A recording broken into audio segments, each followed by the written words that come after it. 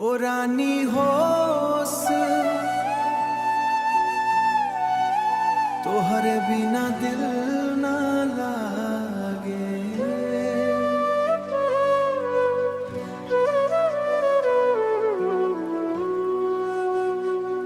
तोहरे नैना में बस गइल बानी, तोरे सपना में खो गइल बानी। तू जवन दूर भइलू वे रानी, तब से भीतरे से रो गइल बानी।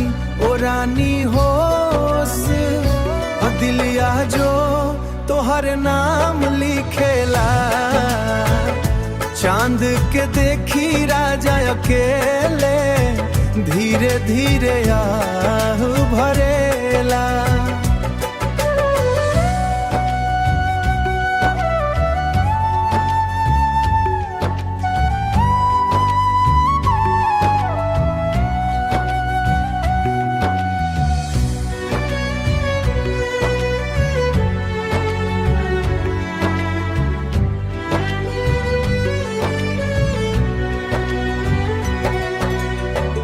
गांव के मेले में हाथ पकड़ के संग संग तू चलत रहा।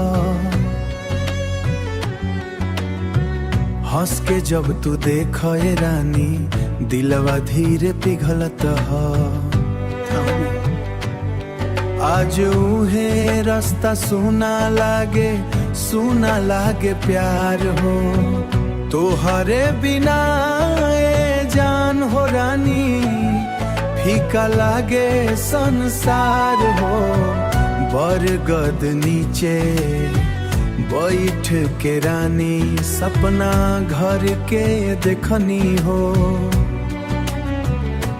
तोहरे हाथ के चूड़ी वाला आवाज आजो सुननी हो। माथे के बिंदिया याद आवेला, कजरा दिल तड़ पावेला।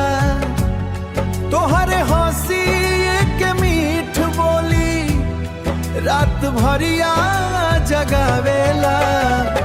ए राजा आजो इंतजार में बा, शायद तू लौट के आईबू। टूटल दिल के कहानी में फिर से प्यार जगईबू।